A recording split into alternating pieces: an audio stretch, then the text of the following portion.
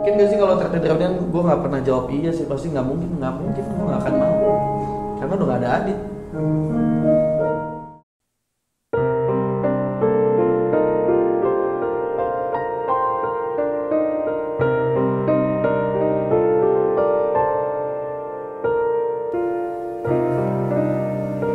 Then there's drama, I got trauma, ticed and paralyzed.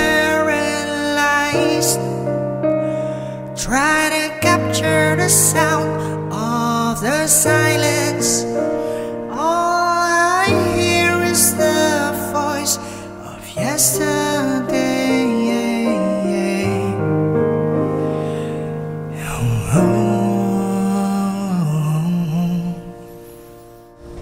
Halo teman-teman semua, selamat datang di Ruang Lirik. Hari ini gue sama Okin kedatangan tamu yang cukup bersejarah buat hidup gue. Kenapa? Karena gue mulai kenal dia dari gue kelas 6 SD. Kalau kemarin Bintang dari gue TK, ini termasuk salah satu yang lumayan lama ya Gin ya? Betul. Dan sangat berpengaruh juga di karir gue dalam bermusik. Ya temen kita satu ini bisa dibilang ya terlahir sama di Studio Queen ya. Betul. Dan karir dia pun sempat besar. Ya, sempat bareng-bareng gue soalnya. Betul. Satu band sama lu, ya kan. Terus sempat ngilang. Akhirnya terakhir kita tahu dia sekarang lagi bisnis nasi goreng. Oh iya. Hapidin. CS-nya Bintang. Betul. Kalau yang udah nonton episode 1 tuh temennya, best friend. Betul. Kita sambut. Langsung kita sambut Diki Suhandi. Asik. Diki Suhandi banget. Diki Suhandi. Nah, sebelum gua manjang ke belakang Kun, nah kita terbiasa manggil lu tuh Dukun. Iya. Kenapa itu nama Dukun itu bisa nempel di lu tuh? Lu tukang santet tapi gimana? Gue juga lupa ya. Sebenarnya kalau gue dipanggil Dukun tuh seingat gue dari SD. Dari SD. Iya. Jadi SD, terus kan jadi SD, SMP, SMA gue kan berderet tuh. Jadi kayak SD, SMP, SMA gue tuh negeri dan itu iya. SD di sini, SMP di tengahnya, SMA di pojok tuh. Okay. Nah itu dari SD gue dipanggil Dukun karena teman SD gue banyak yang akhirnya ikut satu SMP juga. Oh, jadi ke bawah terus. Iya, jadi teman SMA juga sampai beberapa temen sekolah gue tuh ada yang main di Queen juga kan. Gitu. Karena dulu gue ngeband sama salah satu teman dari SMP gue tuh si Opik. Oh, Opik Kejo. Yang sama Bintang juga tuh. Patetik nama bandnya. Opik Patetik. Tuh dipanggil Dukun, akhirnya kebawalah ke circle gue di Queen gitu. Kalau nggak salah, kayaknya karena gue sotoy deh anaknya gitu. Jadi kayak bercanda anak lu tau gak sih lu kayak so tau lu kayak Dukun. Nah gitu kayak. Oke, dipanggil jadi Dukun. Oke, Diki Dukun. Yoi. Diki Dukun. Lu sekarang lagi sibuk dengan bisnis kuliner. Iya, jadi gue lama juga tuh ngilang terus nggak ketemu Bintang kan. Ya udah akhirnya nggak taunya beberapa tahun kemudian di atas 5 tahun 7 tahun kali nggak ketemu Bintang. Ketemu silaturahmi gitu, ngobrol-ngobrol, nggak taunya dia masak juga. Oke. Nggak taunya dia masak dan gue nggak pernah sharing apapun sama dia tentang kulineran. Nggak taunya pas ketemu ibaratnya kayak dulu pas ngeband tuh ngejam bro. Nggak taunya gue ngejam di alat ini ya. Doi masak-masak gitu, nggak taunya masakan gue hampir sama gitu sama Doi. Bahkan kayak wah masakan lu kok sama sama gue rasanya gitu. Jadi kayak Kita join. akhirnya ada ide ya udah bikin usaha bareng sama Bintang sih sekarang dan baru sih runningnya. Oke, buat lo yang nggak tahu siapa itu Bintang, itu ada di episode pertama kita, jadi bisa tonton juga episode pertama biar makin paham ke belakangnya. Nah terus sekarang kesibukan lo di fokus di situ. Fokus di situ sih sama ya udah habis itu gue lagi banyak plan sih sama teman-teman Kelapa Gading mungkin sama Rudi dan kawan-kawan juga lagi banyak plan sih ke depannya di dunia digital lah paling. Oke. Nah terus gue manggil lu Dukun aja ya, biar kalau gue manggil Diki nanti tengah-tengah gue pasti bakal manggil Dukun juga. Gak apa-apa ya. Soalnya kalau Diki kalau depannya doang jorok gitu. Iya, ntar kalau orang tua yang nonton dik gitu kan, jadi terkesan kita lagi ngobrolan yang nggak pantas ya. Yoi. Oke, Kun, Kalau lo sama Rudy ini kan udah lumayan lama lo main ya dari SD. Lumayan dari Ya SMP lah kalau benar-benar SMP. mainnya. SD itu nggak sengaja ya gitu ya. sebetulnya gue dibandingin sama Bintang kenalnya duluan sama Rudy loh. Oh iya. Oh gitu. Iya. Oh. Jadi dulu gue sama temen-temen tetangga gue nih, dulu ada kayak grup lip-syncan nge-rap gitu.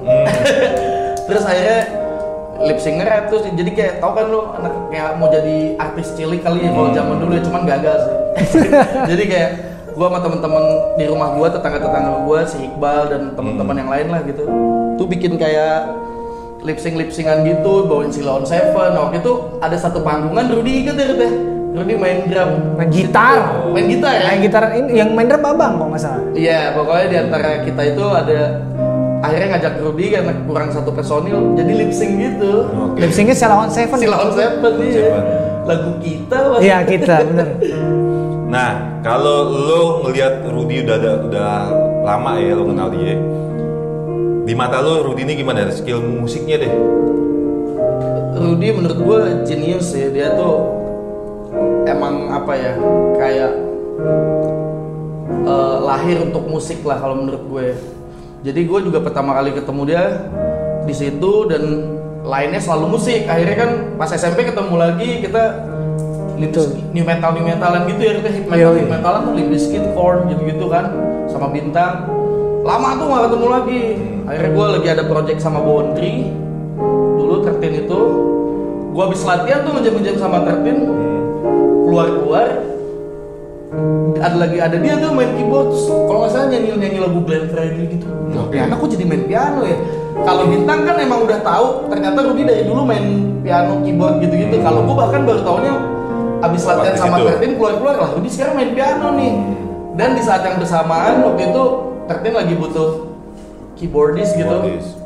Akhirnya ya biasa tuh Boundary kan nggak kenal yang kenal Rudy saat itu emang gue doang tuh. Coba ajak. Terus diajak mau ya udah. Jadi emang jodoh lah di situ sama Rudy ya kayak bikin aktif bareng Rudy tuh.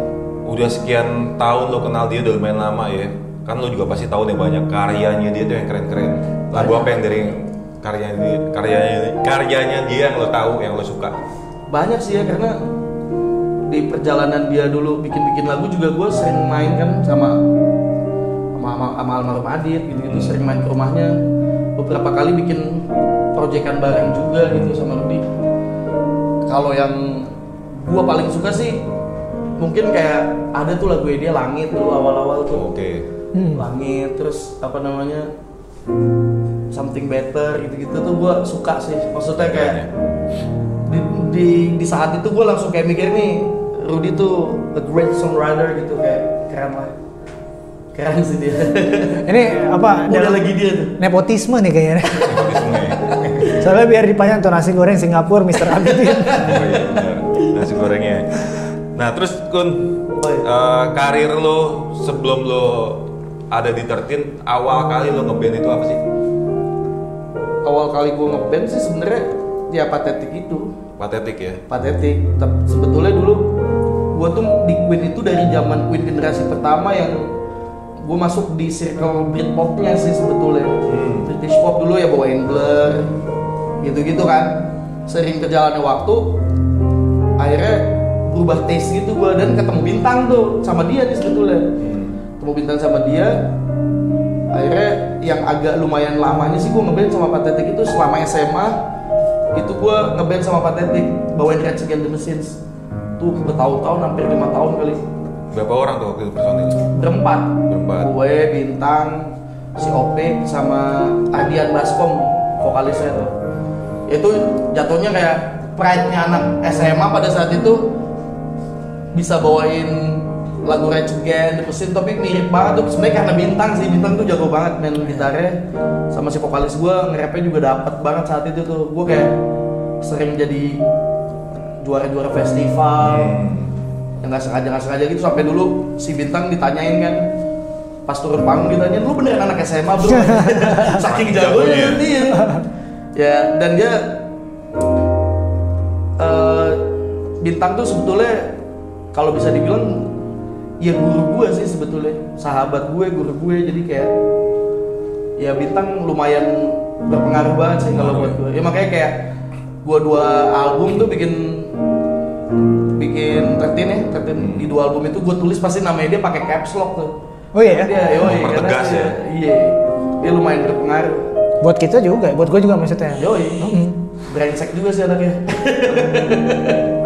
Nah terus dari Pathetic ada lagi band berikutnya. Habis dari Pathetic ya gue agak sebetulnya sih gue nggak pernah kayak tegang-tegangan atau cuman beda pendapatnya. Ternyata ketika fase eranya dulu kan zaman kita itu SMA remaja gitu ngeband kan kayak keren-kerenan bawain lagu siapa misalnya. Dia dulu sama Pusa Jerok atau apa, gue dulu Rage Against berusahanya untuk nyamain aja gitu kan. Nah, ketika eranya mulai ada apa wave seperti Upstairs, The Good Night Electric gitu kan mulai tuh.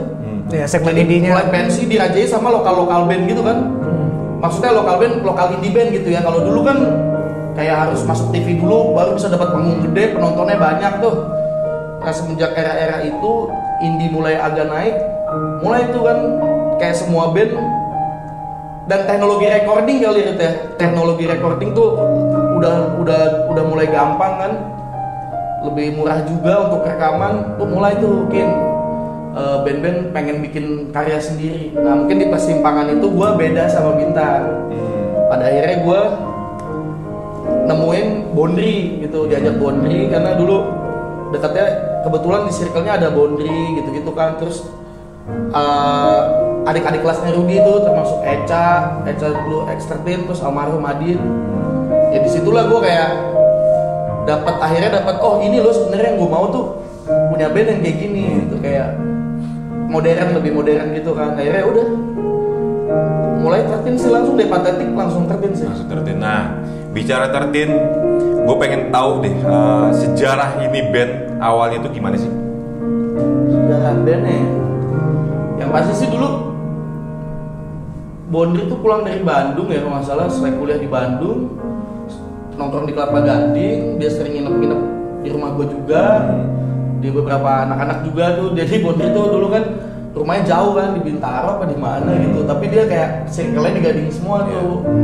Udah beberapa kali lumayan sering nginep di rumah gue, main di warnet bareng. Terus dulu ada proyekan advertising bareng tuh sama Bondri dulu. Disitulah tuh gue diajak, gue nemuin vokalis nih, nggak gue scream gitu kalau nggak salah tuh. Nemu aja ya? Iya, si Renat itu tuh diajak lah, terus kayak Bondri kan baru balik lagi ke Queen, dan Queen itu dulu lagi kayak transisi generasi tuh yang generasinya almarhum Adi, terus Eca itu kayak generasi baru, dan emang ibaratnya ini wajah-wajah baru yang ada di Queen tuh. Udah akhirnya ngalir gitu aja, ketemu Adit gitu ya, dan menurut gue pertama kali ngeliat Adit itu gue langsung gue ajak nge-jam tuh sama Bintang.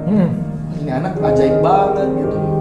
Yang dulunya gue dalam tanda kutip punya drummer yang ya maksudnya punya keterbatasan skill dan lain-lain, pas ngeliat Adit yang umurnya jauh di bawah kita pada saat itu 3 tahun kan lumayan gitu ya, kita udah lulus SMA, dia baru SMA kelas 1 kecil gitu, jago. Ya udah akhirnya gue jatuh cinta, gue ajak jatuh cinta gue sama itu, main drumnya ajaib soalnya. Nah terus sampai akhirnya mencetuskan ini band kita bawain yang metal-metalan, itu gimana tuh prosesnya?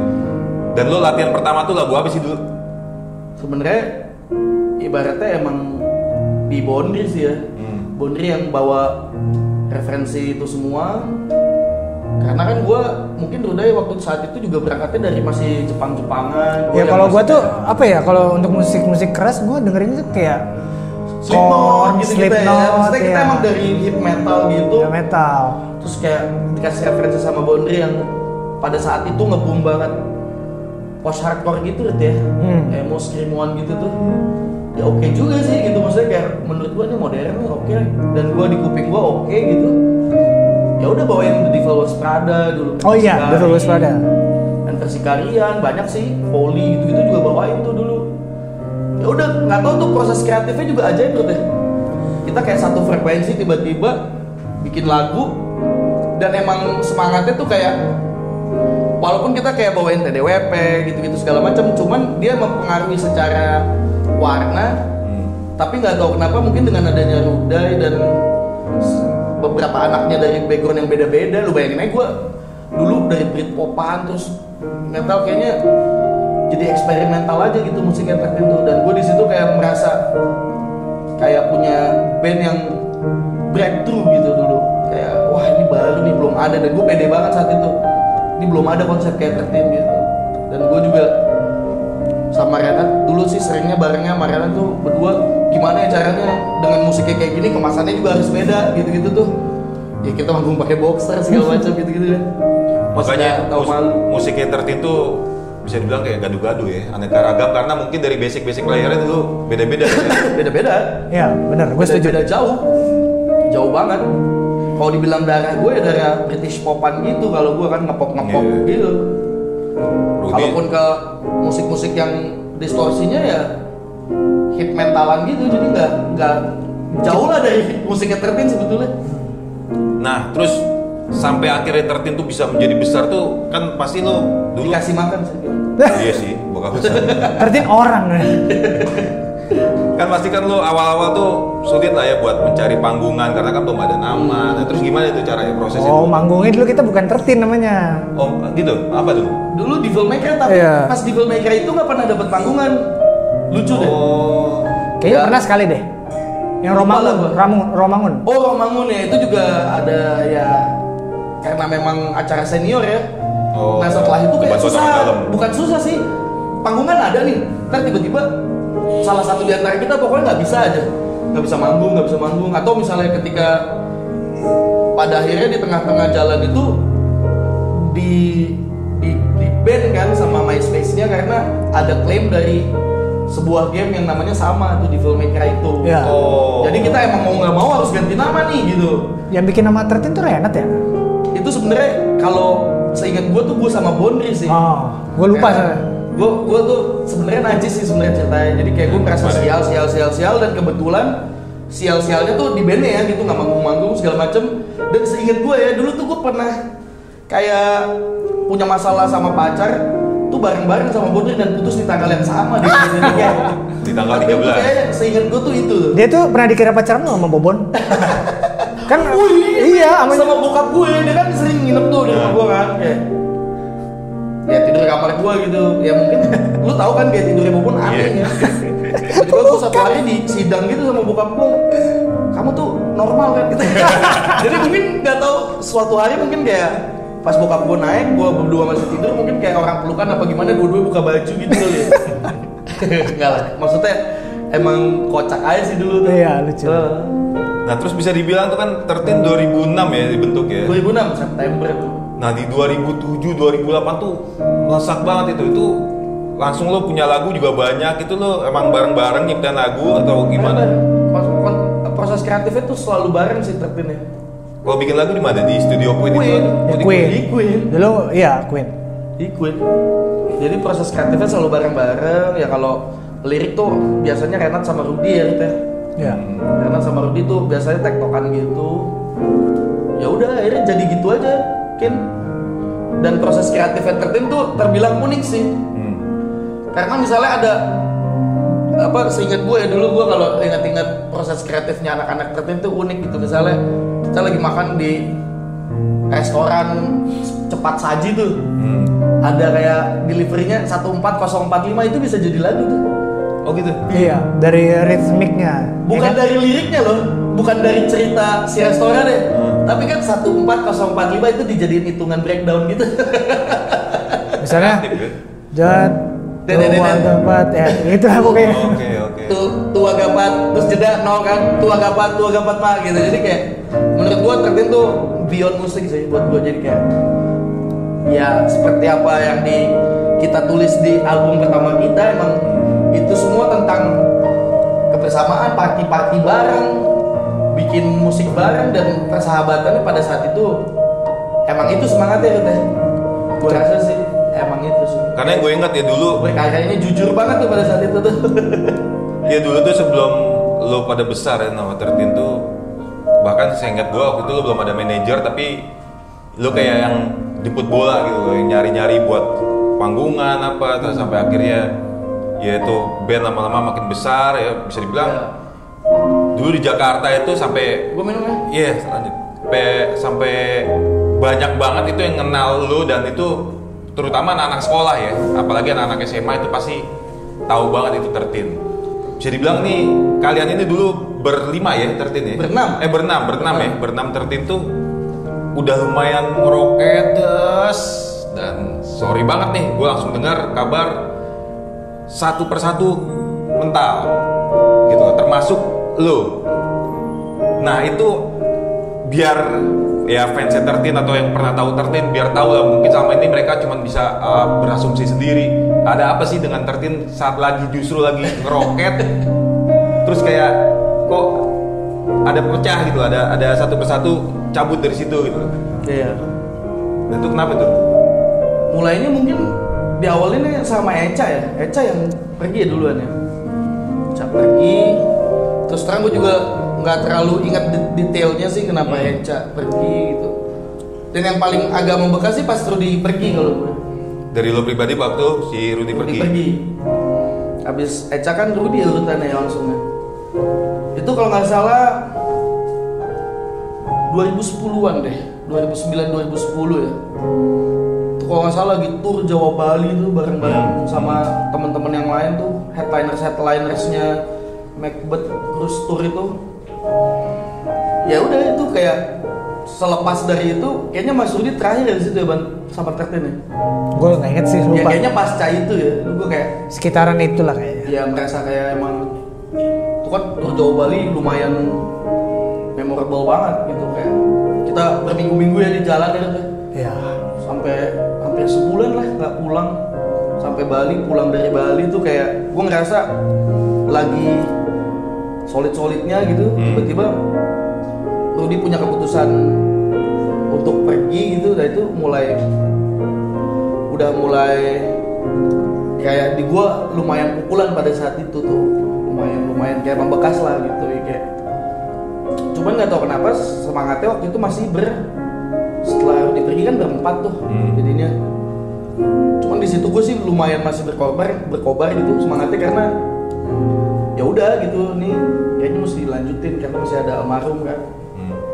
Jadi karena menurut gue balik lagi ke 13 itu menurut gue nggak cuman bermusik ngeband segala macem gitu, kayak mungkin apa yang dirasakan gue pada saat itu sama yang dirasakan mungkin sama personil yang lain setelah gue cabut gitu, bahkan mungkin yang dirasakan Bobon saat ini juga sama gitu, kayak udah ini harus diterusin gitu karena perjuangan awal-awalnya juga udah bagus, semangatnya bagus, konsepnya juga beda gitu, kayak ya pengen lanjutin aja gitu. Terus gak lama lumayan lama ya, gue setahunan lebih melanjutin. Ya udah akhirnya gue yang nyusul pergi, gue juga gak nyangka juga sih saat itu. Nah tunggu, dari pas Rudy cabut masuk siapa pengganti? Penggantinya ada sih dua, satunya cewek, yang satunya lagi cowok. Jadi si cewek itu untuk vokal ya? Vokal. Pengganti posisi vokalnya ya, Rudy. vokal. Yang cowok untuk main yang keyboard. keyboard. Jadi emang orang saking ajaibnya dia cabut tuh Harus 2 orang yang ganti. menyusahkan banget. Sampai kayak setelah dia cabut beberapa panggung tuh si cowok ini udah mulai bantu-bantuin nih main keyboard gitu, main synthesizer. Jadi ya gue yang nyanyi, yang maksa-maksa yang gak bisa nyanyi, jadi kayak wah gue nyerah kan, karena Rudy cabut tuh lagi proses recording Epidemic tuh seinget gue. Udah jadi ya. Udah bahkan udah ngetek Epidemic itu album kedua ya? Emang dapat gitu penggantinya yang bisa main synthesizer, keyboard gitu dapat, cuman nggak ada yang bisa nyanyi kan. Sampai akhirnya untuk panggungan gue masih bisa tackle, malah di saat recording gue merasa nggak pede lah, nyerah gue kayaknya nggak bisa deh. Udah kalau nggak salah pada saat itu nyari pengganti kan. Akhirnya udahlah, kalau daripada vokalnya cowok dua-duanya jadi kayak Linkin Park kan, kurang gitu. Akhirnya ya udah tuh cewek akhirnya yang nyanyi. Jadi saat itu yang menggantikan posisi Rudy untuk main keyboard adalah Epong. Iya, sama Jody Milan. Sama Jody untuk vokalnya. Siapa tadi keyboardnya? Gue lupa namanya. Epong. Oh, Epong. Sengaja dia lupa. Enggak. A story for another time. Epong. Epong. Nah terus berjalan waktu, lo pun juga harus keluar. Nah gue pengen tahu kenapa lo harus keluar dari situ, alasan lo. Karena udah di ujung gitu. Jadi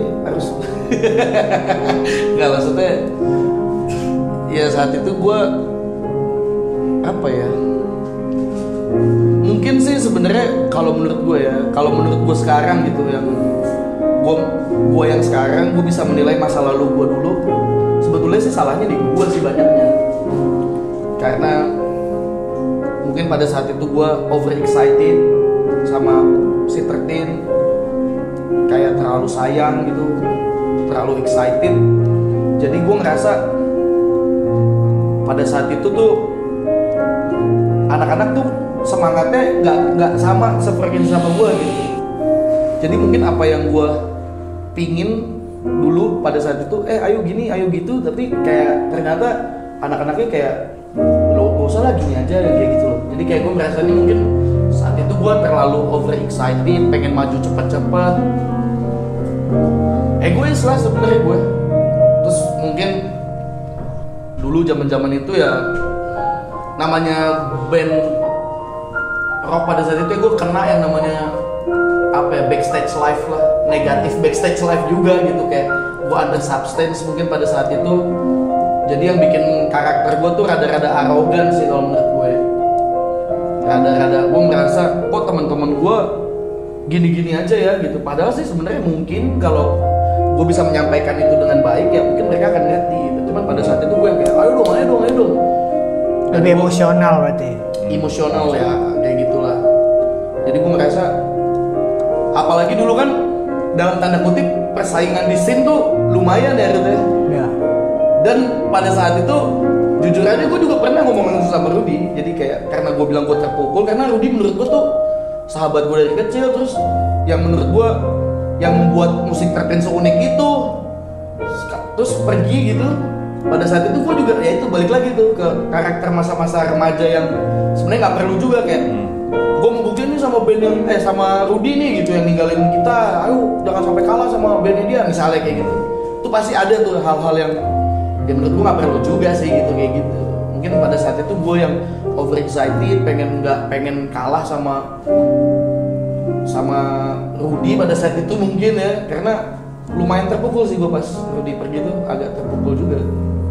Udah akhirnya malah mungkin nggak, akhirnya jadi karena gue seperti itu under substance juga, dan itu which means negatif banget pasti energinya di apa namanya di suasana anak-anak gitu kan.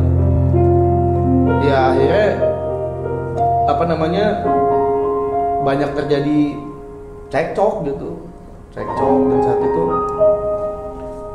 ya yang gue sedih juga selain Rudy kan gue deket bangetnya sama Adit kan. Nah tunggu sebelum lanjutin, gue juga sempet kaget gitu ya, maksudnya gue tahu juga perjalanan kalian gitu, terus gue tau lah seorang paling dekat sama lo pun juga adalah beliau Adit ya. Dan ada satu momen yang mungkin bisa dibilang mengagetkan gue dan banyak teman-teman juga. Lo sangat dekat sama almarhum, bahkan ya dia lebih sering manggil lo dengan AA. Oh iya. Ya, lo sering jalan bareng dia, sering pengen nginep, dan makanya begitu ada satu yang barusan lo bilang ada cekcok lo dengan dia, itu luar biasa sih. Itu apa yang terjadi sama lo sama beliau itu saat itu? Gue juga exactly-nya nggak tahu ya. Gue tuh kayak merasa pada saat itu tuh waktu kayak gitu cepat gitu. Mungkin kan ya itu balik lagi Kin. Dan ini mungkin gue bisa bilang penggunaan substance yang berlebihan yang menjadikan itu lu gaya hidup. Pemakaian narkoba itu sebetulnya merubah karakter lu jadi jelek sih. Mungkin pada saat itu gue akuin tadi kan, gue mungkin under substance, terus gue merasa banyak kayak negative thinking sama orang sekitar gue. Even pun itu sahabat-sahabat gue sendiri, orang tua, kadang-kadang saudara-saudara gue banyak negative thinking gitu. Jadi pada saat itu 2011 ya, 2011 itu buat gue tahun yang emang banyak kehilangan buat gue. Pada saat itu gue punya pacar tuh yang lumayan serius gitu ya. Pada saat itu jalaninnya serius, gue putus gitu. Gak jauh dari itu cabut dari tertin. Nah ini nih yang mungkin menurut gue agak bisa gue share dan mungkin waktunya untuk gue apa ya, gue nggak tahu sih dia juga bisa denger apa enggak gitu. Kenapa gue dulu bisa negatif thinking itu sama dia, karena dulu pas cara Rudy keluar digantiin sama orang yang main keyboard itu, gue merasakan emang gue sama Adit yang yuk lu masuk ke kita yuk gantiin Rudy yuk, apa gue sama Adit tuh berdua.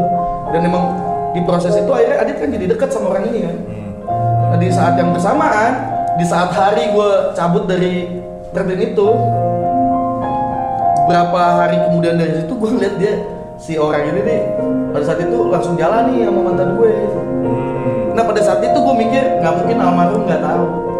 Jadi gue merasa dulu gue dipojokkan untuk gue keluar karena supaya gue yang cabut dibandingin si orang yang ganti itu, karena dulu langka main pemain sintesa tuh langka banget. Jadi gue merasa saat itu ya udah emang gue nggak terlalu berperan bagus-bagus amat nih, ganteng banget juga enggak gitu. Secara proses kreatif juga mungkin menurut mereka masih bisa jalan sendiri. Ya udah, karena mereka tahu kedekatannya si pengganti ini sama mantan gue, akhirnya daripada ntar ribut mendingan si dukunnya aja nih dulu yang dipaksa keluar. Gue pada saat itu mikir gitu, tapi gue yakin, gue percaya sih teman-teman sahabat-sahabat gue kayak Bondri, Adit tuh nggak berpikiran seperti itu sih.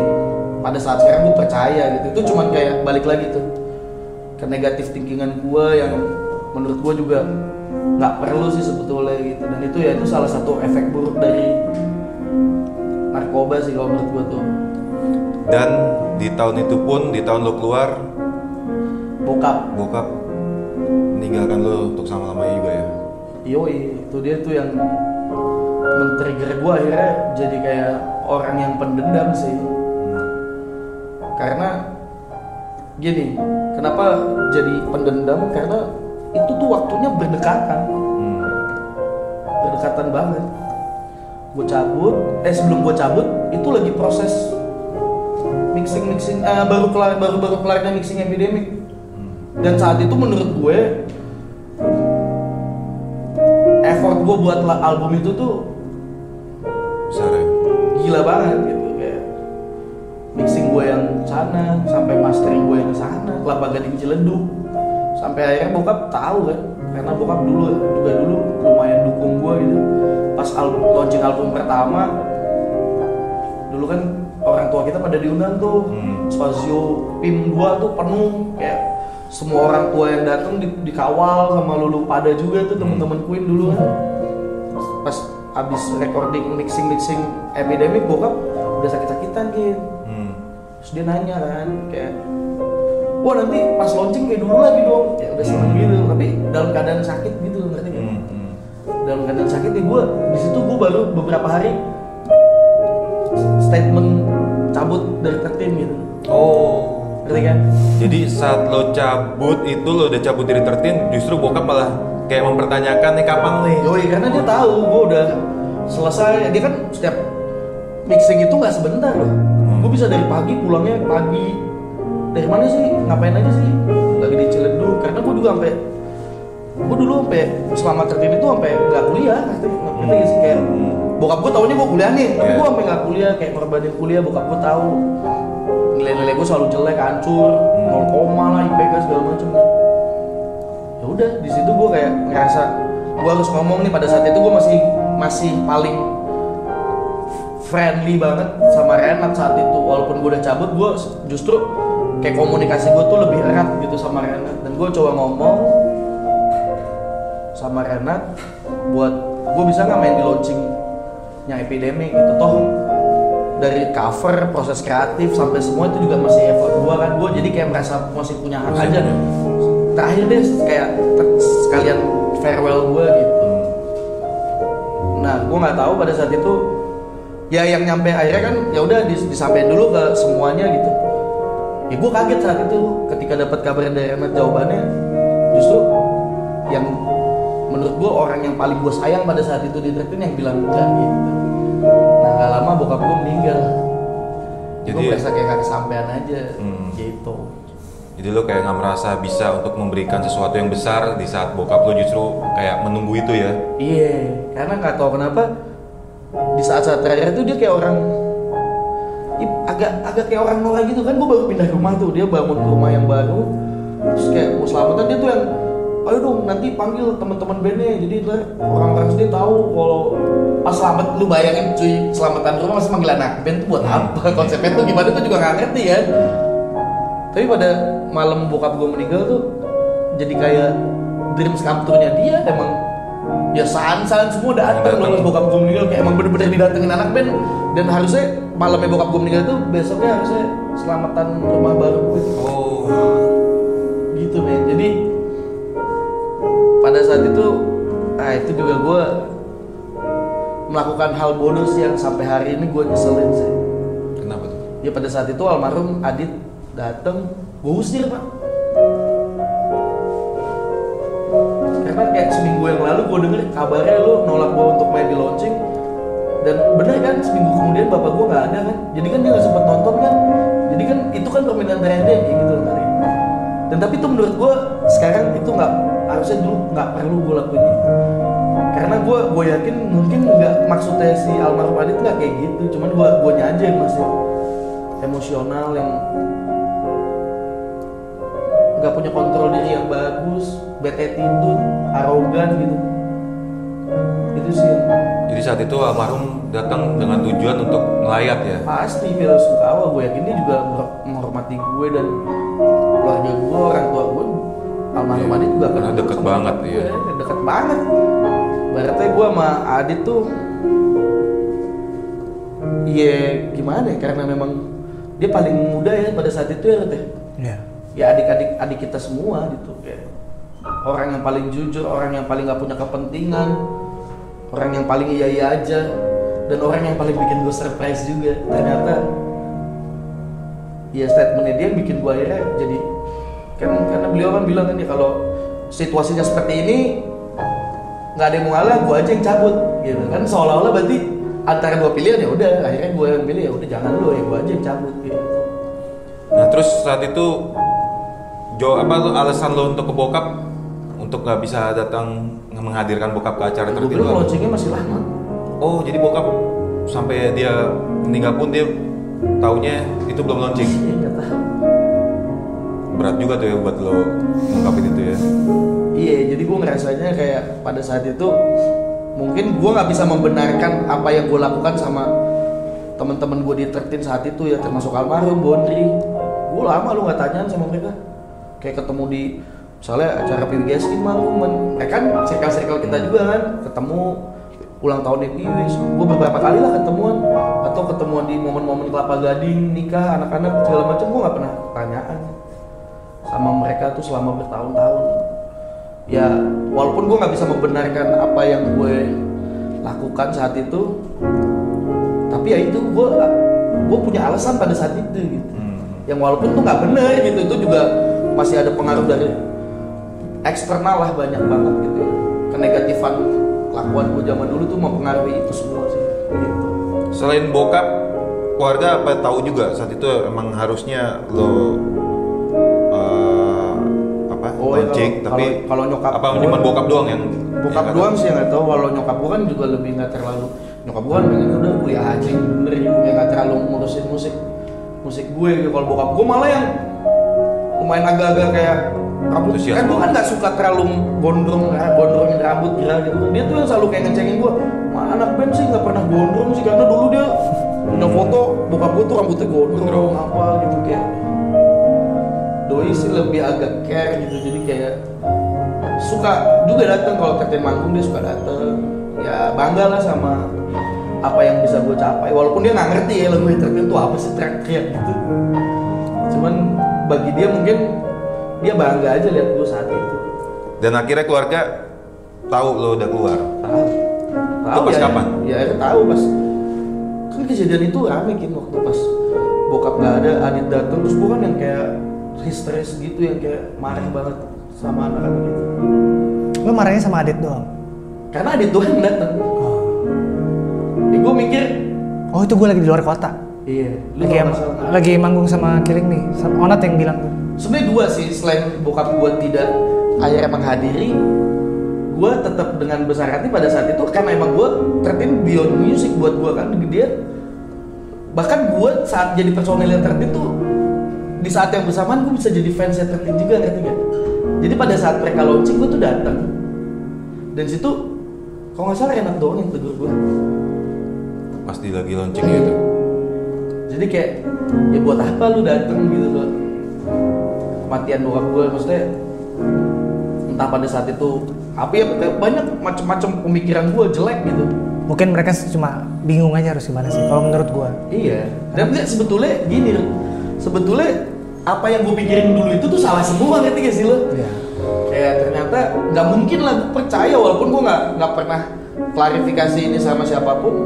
Ya, nah itu sih gue agak nyeselin sampai akhirnya gue 4 tahun ya, itu 2011 gue cabut.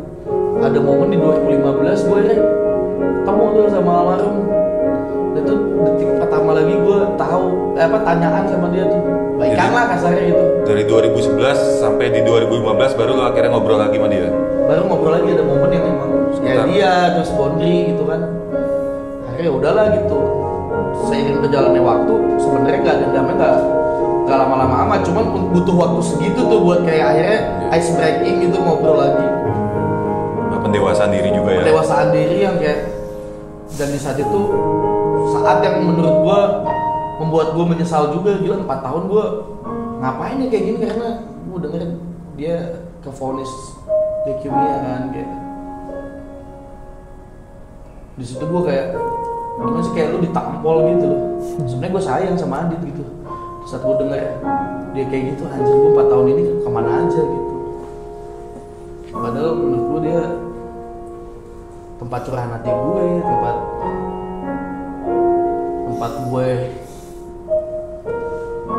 saat gue misalnya zaman dulu nakal selingkuhin pacar tuh ya dia yang tahu yang kayak gitu. Jadi gue kayak merasa buang waktu gue selama 4 tahun ninggalin sahabat-sahabat gue gitu, yang sebenarnya nggak perlu gue permasalahin juga sih, karena namanya nggak sependapat atau nggak ngeband bareng atau nggak bisa kerja sama bareng kan bukan berarti nggak berteman bareng gitu pada saat itu. Cuman yang tadi gue jelasin gitu, gue punya alasan-alasan yang memang buat gue pada saat itu menjadi pembenaran, tapi nggak untuk yang gue yang sekarang ya. Buat gue tetap aja gue nggak bisa membuat itu jadi pembenaran buat gue sih. Gitu sih, dan kayak ya mungkin di kesempatan sekarang yang ini gue makasih banyak nih Rudy udah mengundang gue. Ya ini sih yang gue pengen kayak klarifikasi selama ini, yang pas 2000 berapa tuh almarhum nggak ada ninggalin kita 2017. 2017 gue kayak nyesel aja sih belum pernah nyampein ini ke dia. Kenapa gue dulu semarah itu sama dia? Berarti dia belum tahu ya? Belum tahu.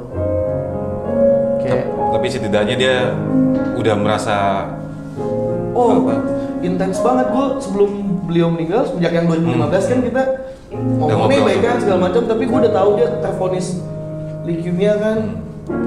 Gue pada saat itu berusaha sebisa mungkin gue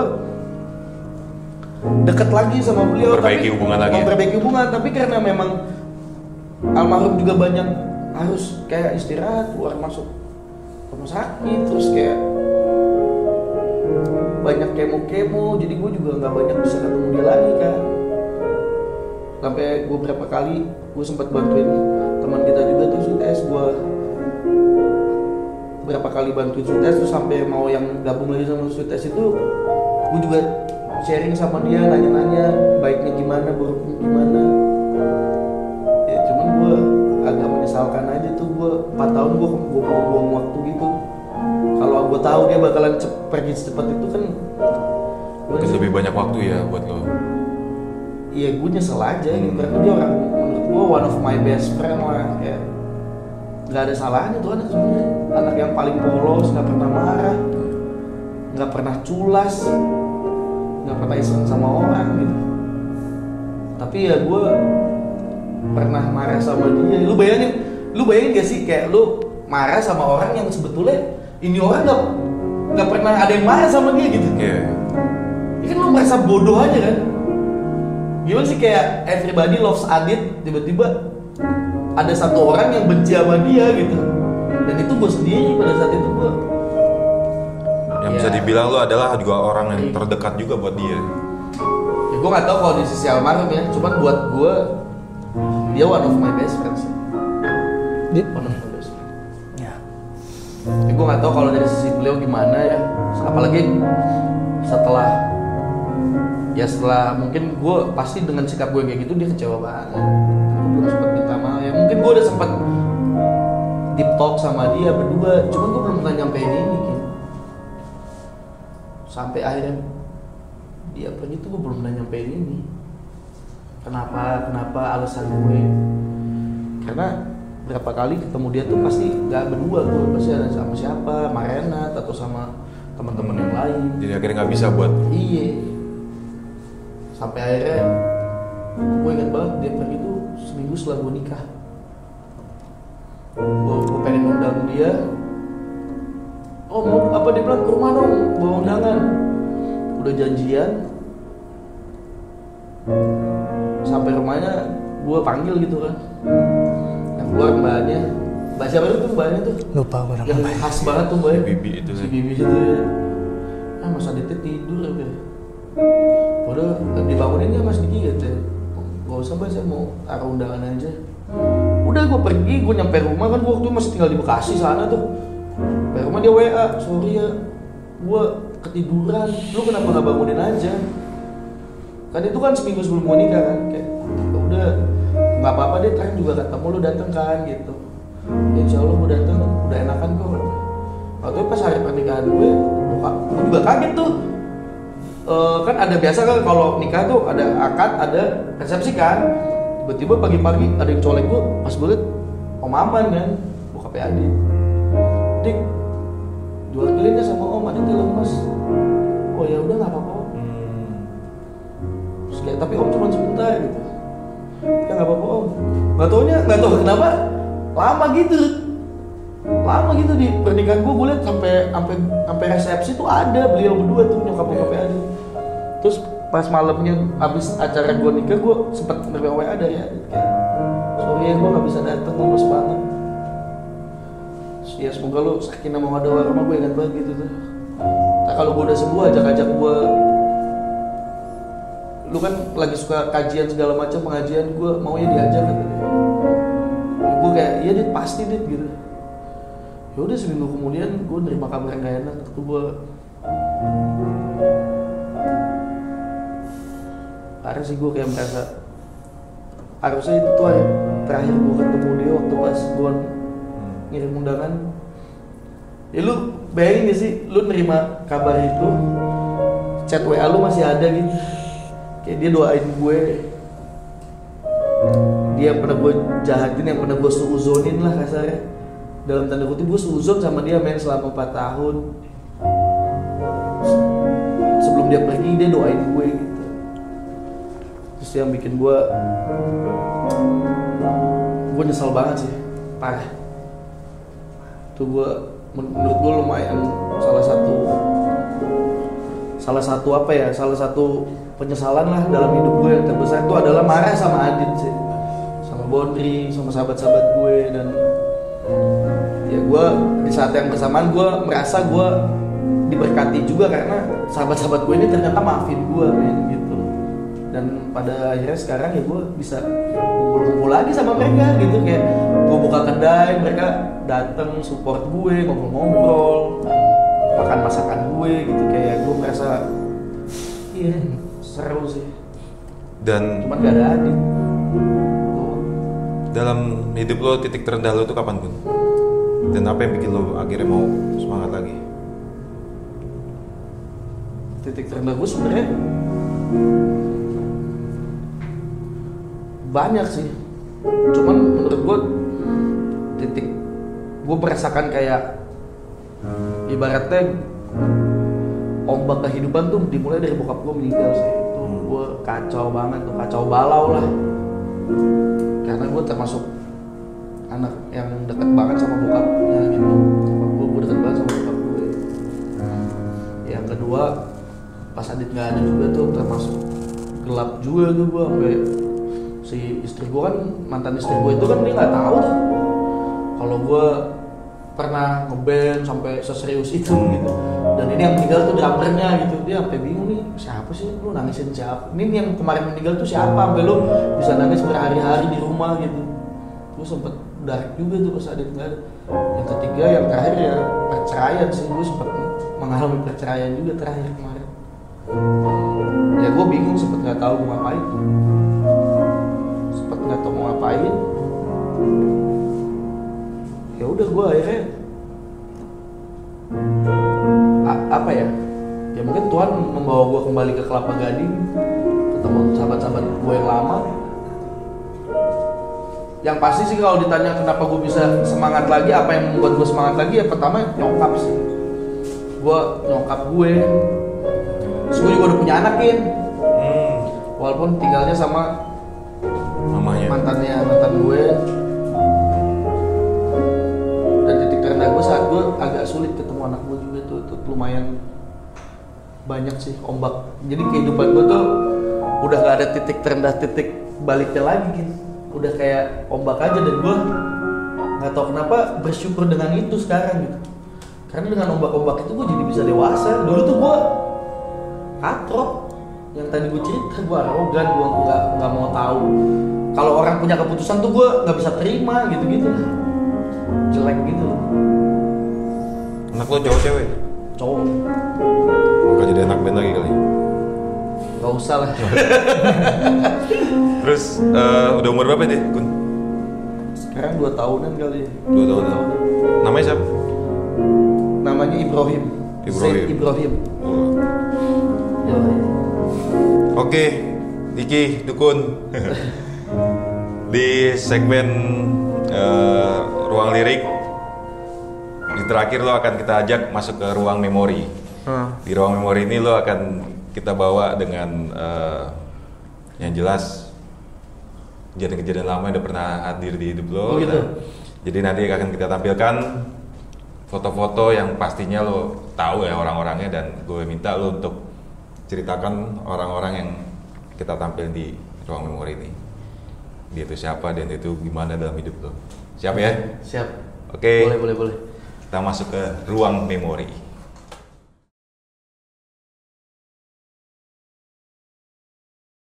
Oke, selamat datang di ruang memori. Kun, udah siap ya? Yo bro. Silakan diterjemahkan foto yang akan kita tampilkan. Ya, foto pertama. Wih. Gila nih, tahun berapa ya tuh? Lihat aja drumnya aja masih lebih gede dari badan gua tuh. Lu kayak anak bocah main drum gitu sih. Gue masih sosok apa? Filby gitu. Mudah banget ya kita ya. Ini udah pasti bawain chord nih, karena gaya main bass gue sosok bass chord gitu aja, padahal pakai 4 senar. Harusnya 5 senar. Ini zaman-zaman itu sih, Gim. Zaman-zaman gue sama Bintang SMP sama Rudy pertama kali ngeband gitu. Bawain lagu-lagu berdistorsi ya, ini Limp Bizkit, Korn. Ini lagi latihan nih. Di Queen. Di Jingga. Oh, di Jingga nih. Oh, ini legend banget nih foto ya. Rare nih, gue gak punya nih foto ini. Rudy itu dulu kalau main drum pasti ciri khasnya kalau lagi rolling gitu mulutnya mangap gitu. Oh ini harus gue harus punya nih foto ini abis ini deh. Oh sih, boleh. Oke, next. Ini Queen Family nih. Wah, ini tempat bertumbuh, tempat gue membentuk karakter gue. Ada abang-abangan, ada adik-adikan, merasa punya kakak, merasa punya adik yang banyak dengan berbagai macam karakternya. Gue kangen banget sih momen-momen sama lo semua di sini nih. Jadi rambutnya merah lagi. Di tengah lagi kan? Di tengah lagi center. Ya ini sebenarnya momen awal terbentuknya Tertin juga nih. Lo lihat tuh, Bondri masih emo banget kan? Celananya ngerecek. Dulu kalau mau pakai celana kayaknya harus pakai plastik dulu deh. Iya, gue Dan tuh. dari foto ini kita udah kehilangan 2 orang teman ya. Iya, almarhum Ganes sama almarhum Adit ya. Ini dua-duanya ada kan di sini. Ada tuh depan-depanan. Di Ganes. Wah, ini keren banget sih. Ayam aja masih kecil banget ya. Ayam tertib. Oke, next. Wah, ini Itu Okin paling kiri ya ampun. Ternyata lo sekurus itu dulu ya kayak tengkorak ya. Ini dia. Ya apa kau ya. Ini Aldi, ini Iqbal, ini Pak Kento, ini Tito. Ini di mana ya, bro? Gue skip nih. Skip banget nih, di mana? Kenapa ini cuma berlima? Kenapa cuma berdua ya? Ini dulu UUB ini biasanya, ujung-ujungnya Bros Kemang. Ini teman hangout paling sering ya timnya ini sih, karena mungkin pada saat itu paling sefrekuensi kali gitu ya, curhat-curhatan apa. Gue kalau lihat foto ini gue kangen banget sama Aldi sih, karena Aldi paling jarang kelihatan sekarang. Mudah-mudahan Aldi sehat-sehat deh, baik-baik aja dan main-main lagi ke sini nih. Yoi Aldi. Oles ya. Kita Oles dulu sebutnya. ya. Pak Tito juga nih sudah, tapi dia masih sering nengokin gue juga ke kedai. Ini bisa dibilang kayak inner circle kita, inner circle gue pada saat-saat tertib dulu juga tuh ya ini. Gue curhat apapun sama mereka ini, gila-gilaan bareng sama mereka ini saat itu. Oke, next.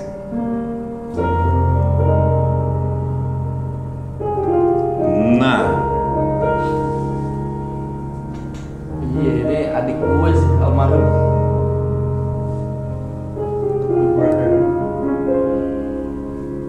Kangen gue sama dia. di mata lo dia itu seperti apa sih, Kun?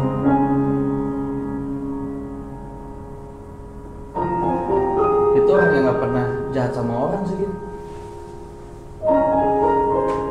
Kayak semua orang sayang sama dia, gue juga sayang sama dia sebenarnya. Dia gak pernah jahat sama orang. Dia tuh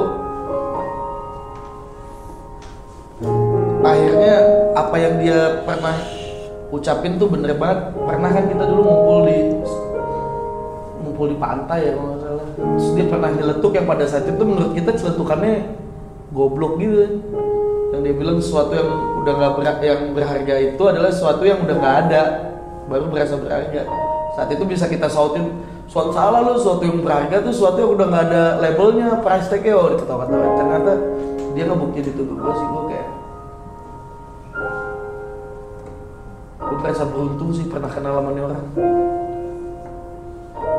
Main drama jago, ajaib, ya baik banget sih orangnya.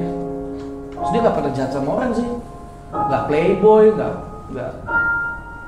ada yang salah sih di dirinya Adi tuh sebenarnya. Iya, gue kalau gue lihat foto ini sih, gue boleh nggak sih gue minta maaf sama dia gitu. Anggap aja lah dia bisa ngedengar nih saat ini. Apa yang mau lo sampein ke dia?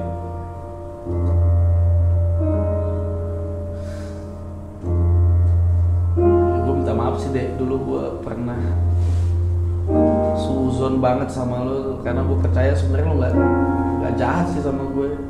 Pada saat itu gue merasa lo jahat cuy sama gue, karena lo tau kan sebenarnya gue sayang banget sama lo. Bahkan gue nganggep lo lebih dari sekedar temen deh gitu, maksudnya emang adik gue gitu. Katanya lo diapa-apain sama orang juga dulu gue siap ada buat lo, tapi ya pada saat itu mungkin karena emang keadaan yang sebetulnya buat gue mungkin ujian buat bisa lebih mengerti orang, malah gue salah gunain lah, gue jadi kayak malah salah paham gitu sama lo deh. Semoga Allah merahmati lo selalu. Lo mendapatkan tempat yang terbaik di sana. Amin. Dan yang pasti gue dan temen-temen di sini tuh sayang banget sih, kangen sih sama lo men. Sayang sih gue dit sama lo. Minta maaf banget yang sebesar-besarnya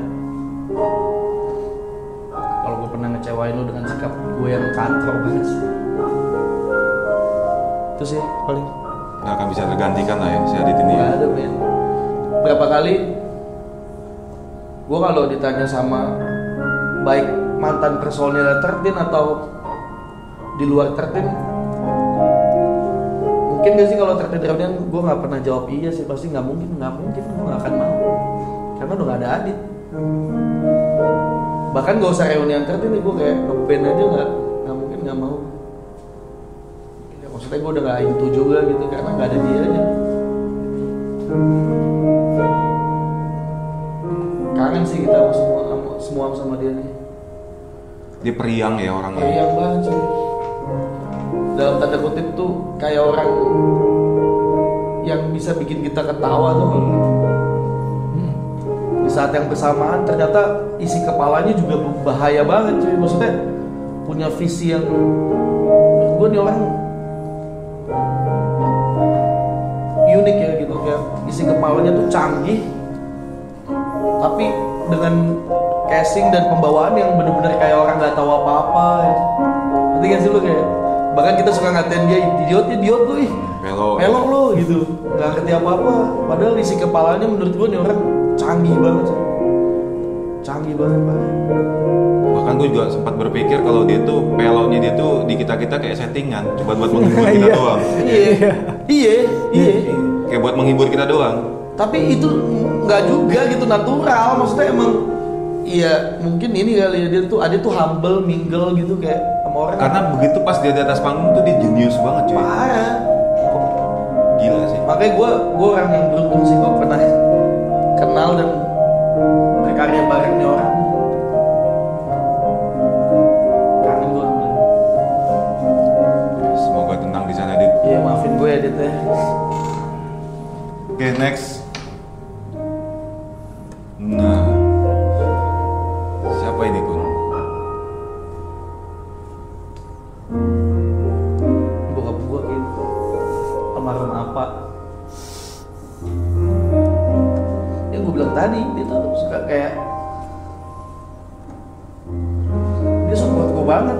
Ini kan gue manggung, nggak mungkin kan kalau gue nggak manggung gue pakai ketitan pala gini. Dia suka kayak tanpa ngabarin datang gue manggung gitu.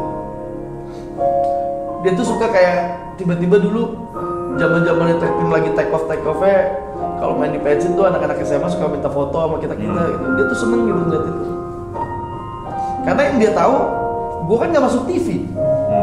Terus kok bisa digemarin? Iya. Karena pada saat itu kan orang taunya artis itu yang masuk TV itu. Tapi gue bisa kasih bukti ke dia kalau ternyata nggak harus masuk TV. Ternyata karya kita bisa dihargai. Itu emang awal-awal era-era digital mulai naik kan. Ya kita ngerasain. Tapi dan dia ya ini yang bikin gue ya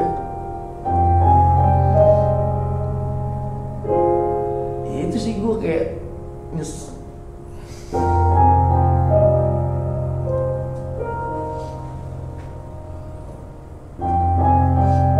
gue kayak panik gitu pada saat dia nggak ada.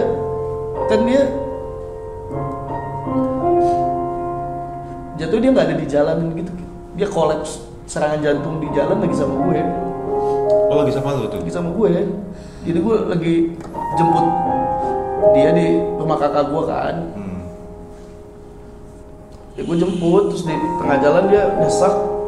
Ya gue panik tuh, gue nyetir kayak orang gila gitu. Sampai rumah sakit dia udah gak ketong gitu. Gue dalam kepanikan itu gue marah sama semuanya gitu. Kayak termasuk sama almarhum Adit, jadi kayak ya karena dia pengen banget kayak ngeliat gue sukses di bidang yang gue suka gitu. Lu bayangin ya kalau dulu awal-awal Tertin mulai dapet duit gitu, dapet honor panggung di luar kota gitu, gue tuh selalu tanya sama dia kayak mau kemana, mau ke Bali gitu, atau mau ke Semarang, atau mau ke Makassar manggung. Gue tuh selalu nih duitnya, padahal gue dapet duit juga nge-band gitu. Dia sebaik itu sama gue sih kalau bokap gue. Walaupun dia ya gue yang belum bisa balas sih gitu. Ya, balik lagi semoga Allah juga merahmati apa di sana. Amin. Dan sampai sekarang pun gue juga masih berjuang cari jalan buat ngebuktiin ke dia kalau gue emang bisa bikin dia bangga lagi gitu. Dan ini menurut gue foto ini momen dia tuh lu liatin mukanya bangga banget. Iya.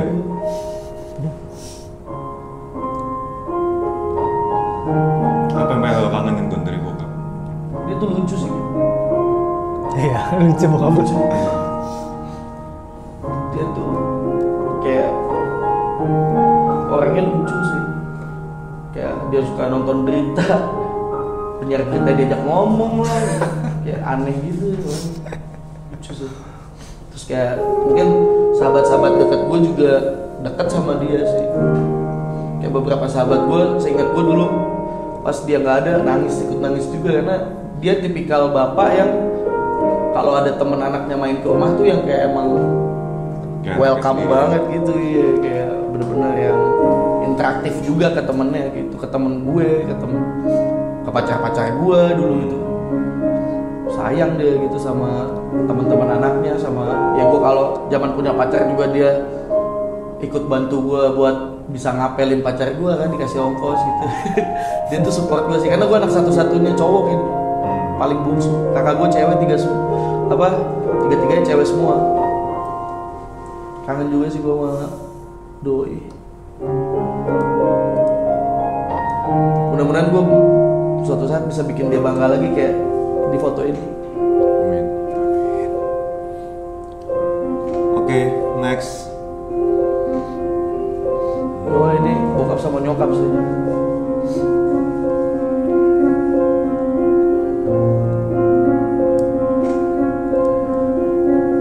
Nyokap gue juga parah sih Gin.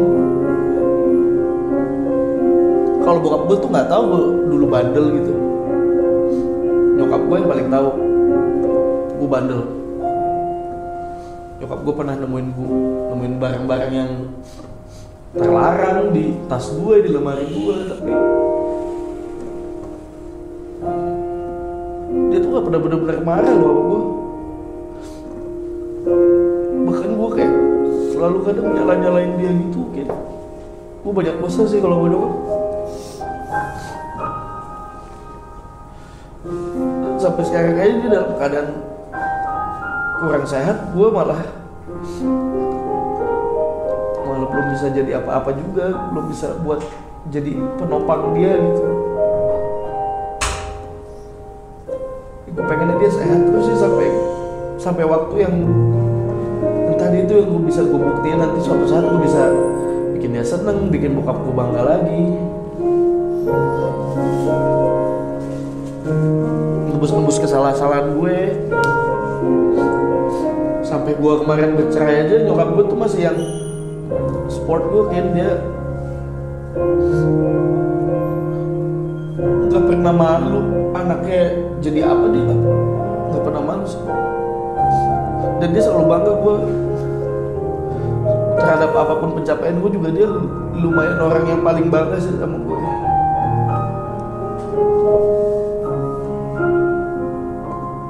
Ibaratnya sejatuh-jatuhnya gue dia nggak pernah malu sih punya anak kayak gue gitu. Walaupun sebenarnya nggak ada yang bisa dibanggain dari gue.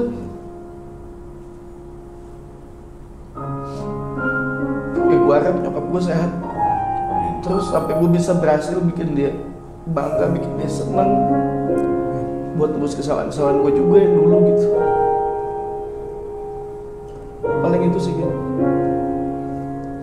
Semoga sehat terus ya nyokapnya. Yoi, amin. Amin.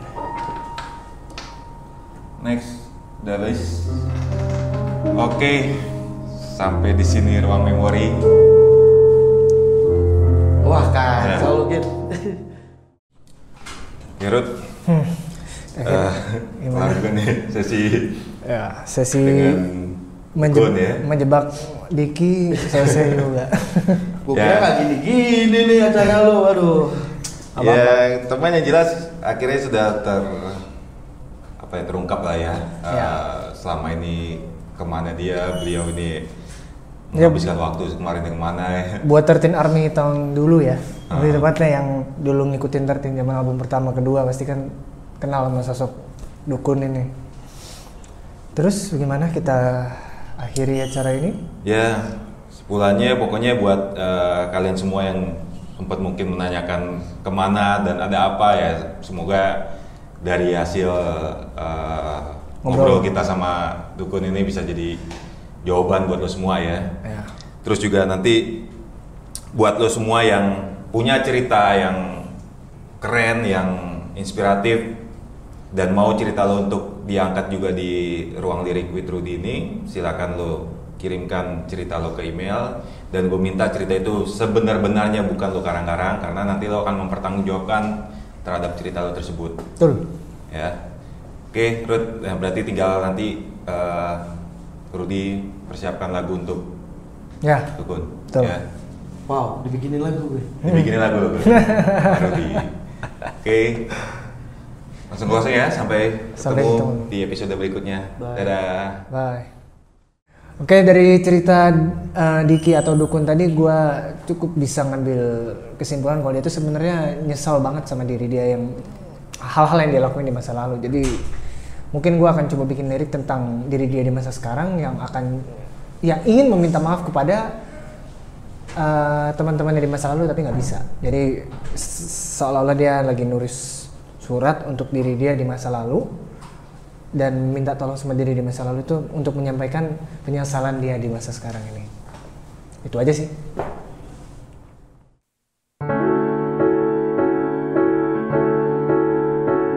Teruntuk diriku di masa lalu, adakah terlintas pada benakmu raja di dalam dirimu, sinar bersama sang waktu. Teruntuk diriku di masa lalu, sadarkah ada yang telah terluka? Angkumu, egomu, utarakan yang tak semestinya. Teman silih berganti, sahabat datang dan pergi, ada yang kembali, ada yang kembali ke pangkuannya. Oh, diriku di masa lalu, sampaikan pinta maafku pada mereka yang telah pergi dan tak mungkinkan kembali. Diriku di masa lalu, kelak kau akan mengerti, jadikan kekuatan